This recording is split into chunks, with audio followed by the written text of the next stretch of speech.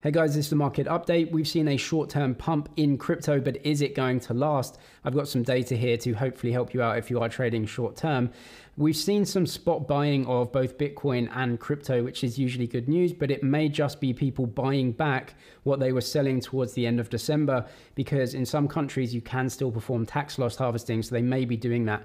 We've also got some really important bits of information. One this week, which is the jobs figure and the unemployment rate, and then next week is CPI.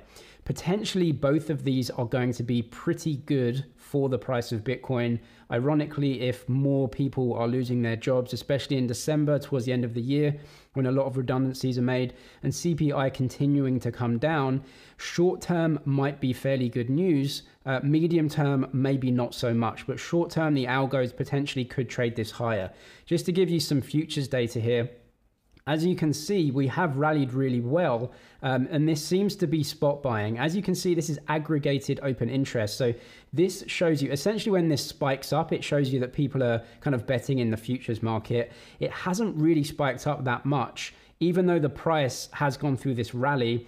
And you can see that the long-short ratio has actually ticked down, meaning that people are not leverage longing this, making the price rise. And so what we could be seeing is this is essentially spot buying, in my opinion, which is decent news, but we are just entering the resistance level that we've been in for the past few months. And so we got the sell-off towards the end of January and then buying back here. So we've just done a round trip, and we're not really reaching higher highs or higher lows. We potentially could be meeting a lot of resistance around this level.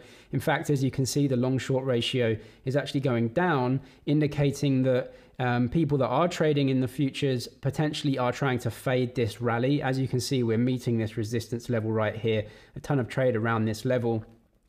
We may just wait until these jobs and CPI figures come in. Ironically, if more jobs are lost than expected, markets may rally a little bit, because expectations of a weaker economy means that rates expectations may come down a little bit, then risk gets bid up. However, at this level right here at 16,800, you can see we're right at resistance here. So it's almost impossible to take a long position when you are, getting rejected. You see these two candles here, just two rejections from the resistance as well. And you can see we've spiked up a few times to around 17,000, but we've been rejected 4 or 5 occasions from here. So it's almost impossible to take a long position.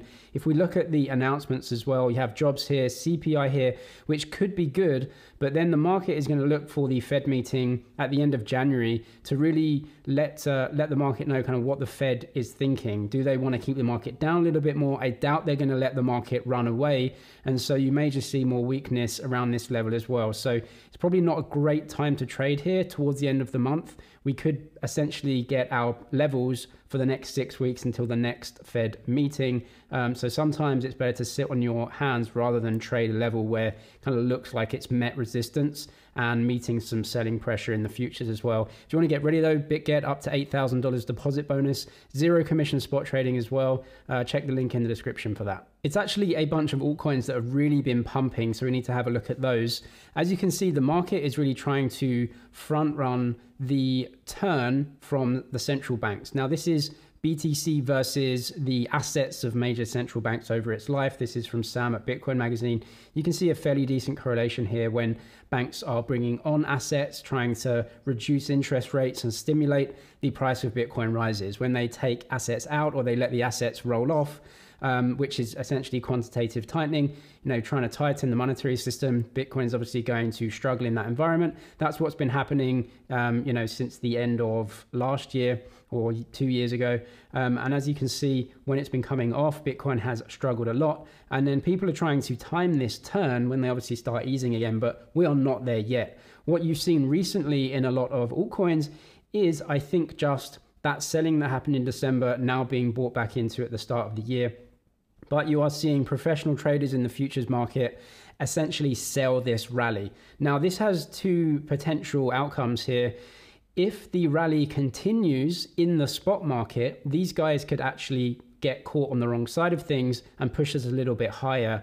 The other option is that the spot rally kind of dies out a little bit, based on what the Fed say, or the CPI or jobs numbers not coming in too great. And that could just see a collapse on this very, very small rally right here. So this is ETH. You can see the price has rallied a little bit, but again, we had the sell-off throughout December. Now we're just getting back to that resistance level right here at around 1250, 1300.